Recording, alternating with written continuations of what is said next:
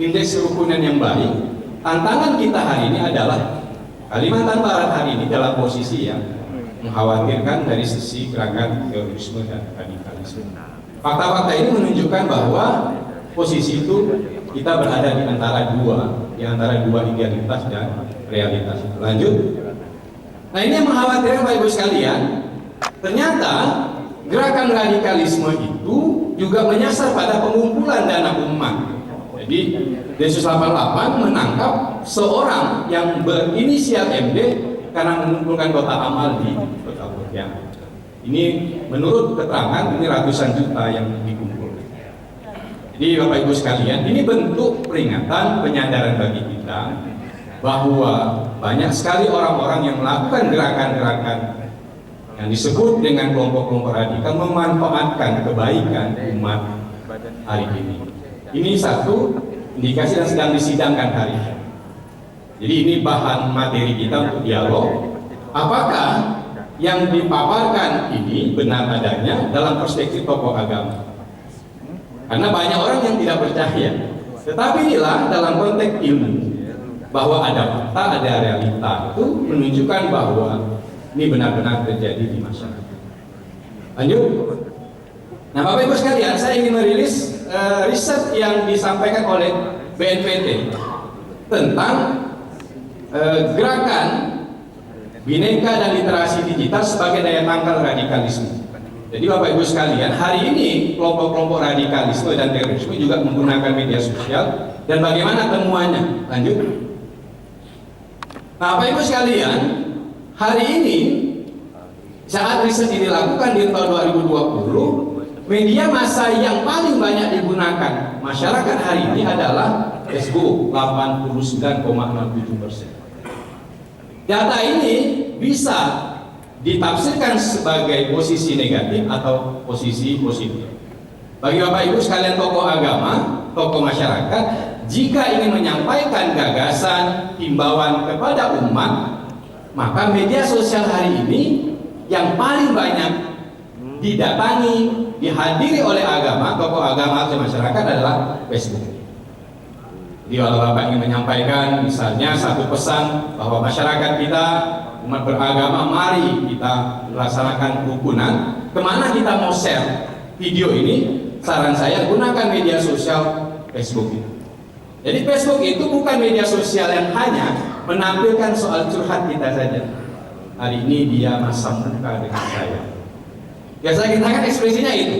Nah, hari ini ternyata media seperti ini juga banyak dan bisa digunakan untuk menyampaikan dakwah, misi-misi keagamaan secara positif. Instagram, Bapak Ibu sekalian, tahun 2020 46,1% masyarakat kita menggunakan Instagram.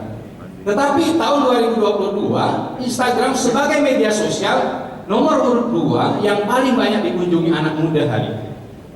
Makanya FKUB di bulan lalu menggunakan media Instagram dan TikTok untuk menyampaikan pesan kebangsaan dengan cara lomba untuk anak muda.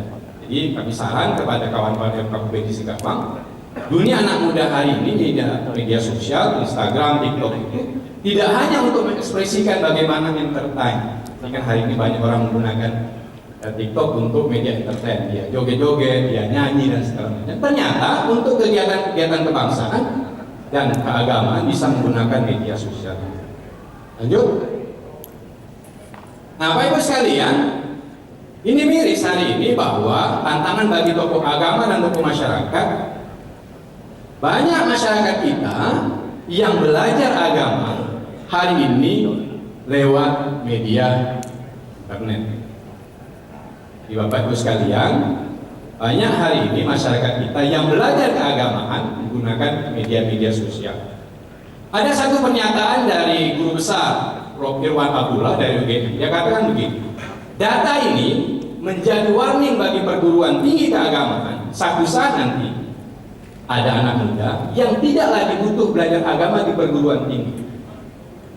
Bisa jadi juga anak muda masyarakat yang ingin tanya satu masalah keagamaan tidak lagi harus menemui tokoh agama karena terlalu lama prosesnya. Perguruan tinggi harus 5 tahun jadi sarjana. belajar ilmu agama dia lama sekali waktunya dan harus baca buku sangat banyak, padahal ilmu agama yang ingin dia lakukan, ingin ditekuni, ingin diperoleh dalam waktu singkat. Hari ini banyak sekali dengan cara instan. Mohon maaf di antara kita, jika ingin tahu tentang sesuatu, tentang ceramah sesuatu, banyak yang mengunjungi YouTube ketimbang bertanya pada tokoh agamanya. Betul nggak Bapak tokoh agama? Ibu. Mengapa? Karena tokoh agama, ini kritik bagi saya sebagai tokoh agama kepada FKUP, terlalu lama memberikan jawaban pada anak-anak muda. Misalnya ditanya, bagaimana hukumnya berpancasila dari perspektif agama Islam?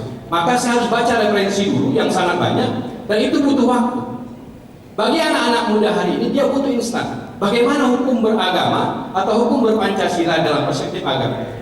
Ya putar aja YouTube, nanti ada orang-orang yang menyampaikan Pancasila dalam perspektif agama. Problemnya adalah jika di YouTube dipenuhi oleh orang-orang yang anti Pancasila, maka pengetahuan yang dia peroleh pasti dari kelompok mayoritas yang seperti itu. Tetapi jika Bapak Ibu sekalian yang pro Pancasila dan NKRI mengisi konten YouTube dengan cara bahwa Pancasila itu sebagaimana yang disampaikan oleh Pak Syarul Yadi tadi, maka yang mengisi kognisi anak muda itu adalah kognisi positif. Jadi media sosial hari ini Bapak Ibu sekalian, dia ibarat pisau, mau digunakan positif dia berdampak positif, kalau digunakan untuk negatif dia akan berdampak negatif. Saran saya Bapak Ibu yang tokoh-tokoh agama atau masyarakat, kita jika ingin keliling Kalimantan Barat yang jumlah desanya 2000 lebih, itu kita punya waktu atau butuh waktu 5 tahun untuk mengelilingi seluruh desa di Kalimantan Barat, dan itu butuh waktu, butuh biaya besar.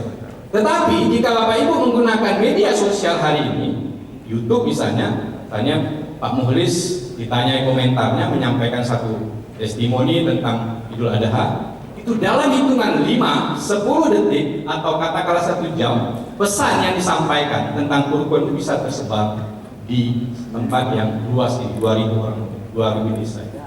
Nah, artinya bahwa kita tokoh agama harus merubah cara dakwahnya, harus diubah, medianya juga tidak hanya media offline tetapi juga menggunakan media online. Nah, ini masukan saja bagi tokoh-tokoh agama di Singkawang dan di tempat-tempat lain. Saya selalu menyampaikan Singkawang harus punya website. Ketua FKUP saya titip. Mengapa? Karena seluruh tokoh agama yang berada di ruangan ini bisa direkam testimoninya tentang kerukunan, dan itu bisa diakses oleh banyak orang di Singkawang. Kenapa? Kalau tidak dilakukan tadi, berapa desa di kota Singkawang yang Bapak harus kunjungi? Berapa? 26 kelurahan, desanya berapa? 26 kelurahan. Berapa desa lagi, kemudian berapa RT, berapa RW, itu tidak cukup dalam satu periode Bapak menjabat di FKUP. Yang kedua, akuntabilitas. Nah, hari ini masyarakat selalu bertanya, Pak, dengan anggaran yang dimiliki untuk FKUP, apa yang FKUP berikan untuk masyarakat? Hari ini pola akuntabilitasnya adalah dengan membuat media-media sosial, berita dan YouTube yang bisa diakses oleh masyarakat. Nah, Bapak Ibu sekalian, kami di FKUP Provinsi Kalimantan Barat memberikan ruang yang sebesar-besarnya. Seandainya FKUP Singkawang punya berita, Pak Muhlis, Pak Ketua, silakan kirimkan ke kami 4 paragraf 1 foto, nanti kita akan rilis di website FKUP dan itu kita bisa share kemana-mana. Hari ini itu yang kami lakukan FKUP Provinsi Kalimantan Barat. Kita minta anak-anak muda mengelola website ini, kita biayai websitenya, kita sewa selama 3 tahun, kita bayar. Anak muda yang nulis beritanya juga kita kelola secara baik, sehingga berita yang disampaikan pada masyarakat yang positif semua. Itu yang kami lakukan di Kalimantan Barat. Lanjut. Nah, ini Bapak Ibu sekalian, konten keagamaan yang dicari via internet. Ternyata konten keagamaan itu sangat banyak. Ini tantangan bagi para pendeta, para ustadz dan seterusnya tokoh-tokoh agama di 6 agama, bahwa banyak umat kita yang nanti akan selalu tanya kepada Bapak tentang agamanya, persoalan di agama.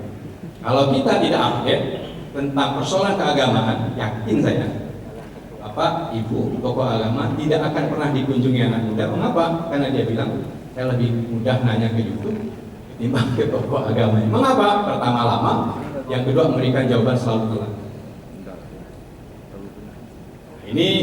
Ini kritik bagi saya. Saya pernah disampaikan anak muda, Bapak bilang, Bapak juga harus mengupdate diri, sampaikan ceramah-ceramahnya direkam. Hari ini Pak Saruliani udah banyak merekam ceramah-ceramahnya dan di-share kemana-mana.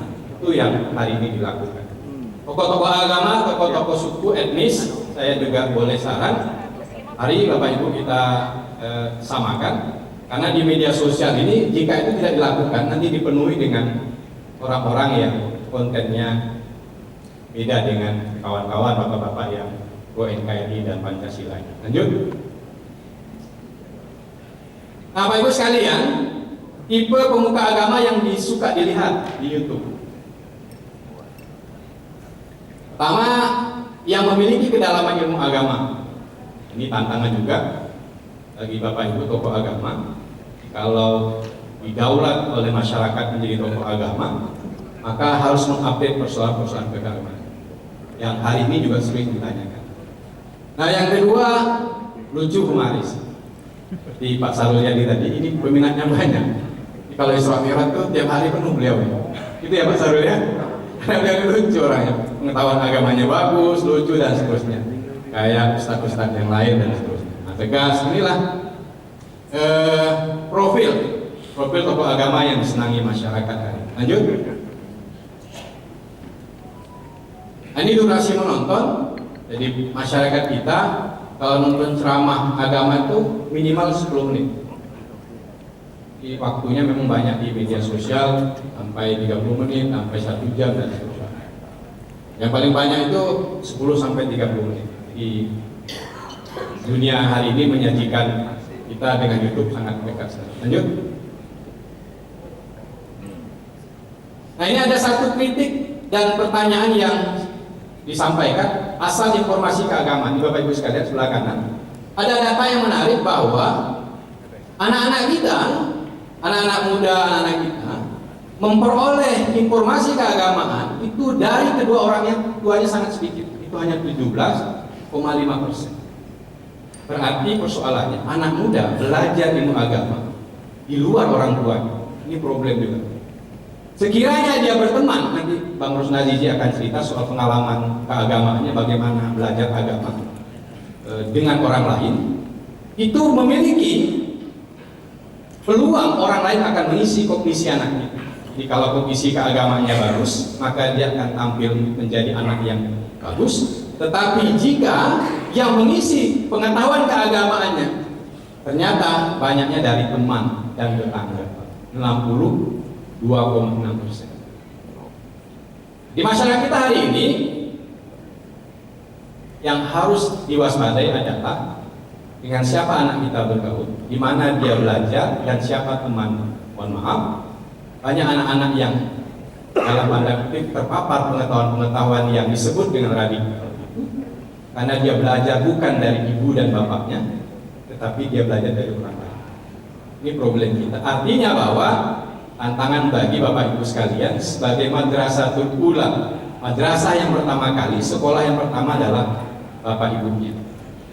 Ini kritikan bagi kita.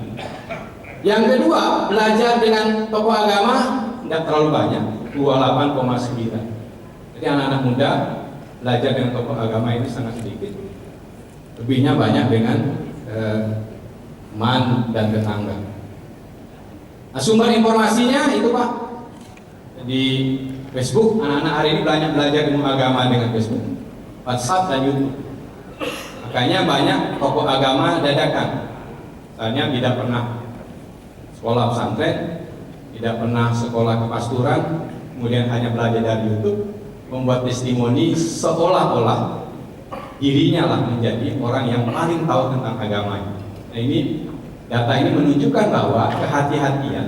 Maka masyarakat kita lihat, kalau ada anak, ada pemuda, ada tokoh agama yang buat testimoni, tanya dulu dia dari pendidikan mana, kemudian jejak rekamnya, apakah betul memiliki kapasitas ilmu agama yang mumpuni, atau hanya belajar 1 bulan, 2 bulan, memberikan testimoni yang itu membuat fatwa orang lain atau fatwa tentang sesuatu ini yang hari ini sedang berkembang.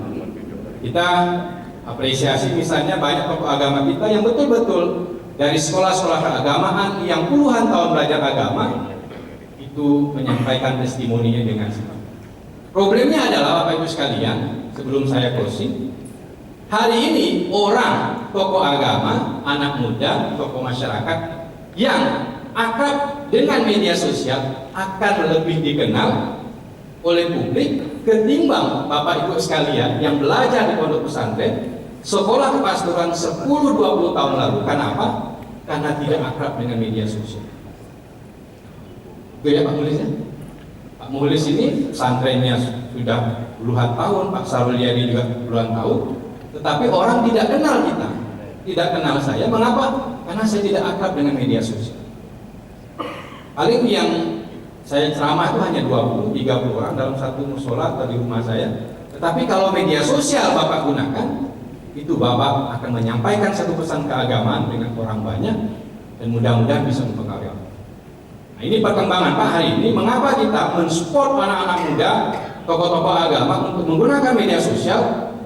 Karena memang riset ini menunjukkan data tentang itu. Problemnya adalah FKUB dan tokoh agama siapa yang secara teknis melakukan ini. Nah, ini kadang-kadang kalau saya ke 14 kabupaten kota pada FKUB-nya, problemnya di kami katanya tidak ada sumber daya manusia yang mengolah soal ini. Misalnya anak muda Pak, yang dia rekam tokoh agamanya setiap hari raya Idul Adha, dia rekam 6 tokoh agama mengucapkan selamat hari raya Idul Adha, nanti di share kemana-mana. Oh ini tokoh agama Singkawa. Nanti di saat Natal juga demikian, tokoh-tokoh agama dimintai testimoninya. Di saat hari raya lain dan seterusnya juga sama dimintai testimoninya. Saya rasa itu pengaruhnya hari ini memang zamannya seperti ini. Di zaman kita hari ini adalah zaman media sosial. Lanjut. Nah, lanjut. Ini konten-konten keagamaan yang diterima anak-anak kita, anak generasi muda. Ini silakan Bapak Ibu sekalian menggunakan data ini untuk memilih strategi bagaimana berdakwah hari ini, bagaimana berceramah dengan anak muda, bagaimana berceramah dengan masyarakat perempuan. Ini saya rasa data-data ini bisa membantu Bapak Ibu sekalian untuk memilih strategi. Lanjut. Nah, ini sama. Nyata banyak sekali penyebar responden ini yang menyebarkan agama, konten-konten agama lewat media sosial. Nggak tahu saya. Di Facebook dan seterusnya sama. Lanjut. Yang saya tahu kan. Saya rasa itu Bapak Ibu sekalian yang bisa saya sampaikan. Terakhir bahwa hari ini kita harus melakukan perubahan karena hal-hal yang teknis nanti bisa dibicarakan dengan Pak Sbangpol, dengan Ketua FKUB, bagaimana menghadirkan anak-anak muda yang pintar IT, tetapi kontennya kita yang isi, Pak. Dari MUI, dari PIGIW, dari KWI, Walubi, Matakin, PHDI. Nah, itu nanti anak muda yang melakukan secara teknis. Itu tidak mahal, Pak. Website itu hanya langganan 3 tahun hanya 2 jutaan gitu. Tidak salah. 3 tahun nanti anak muda yang mengoperasikan, nanti disilah konten-konten keagamaan, tokoh-tokoh di Singkawang mengisi selama 3 tahun ini. Saya rasa itu Pak pengalaman kami di FKUB dalam mengelola soal kerukunan, nanti dilanjutkan dengan sahabat kita. Terima kasih. Assalamualaikum warahmatullahi wabarakatuh. Selamat pagi dan selamat sejahtera untuk kita semua. Terima kasih Bapak Rusdan. Tepuk tangan terus.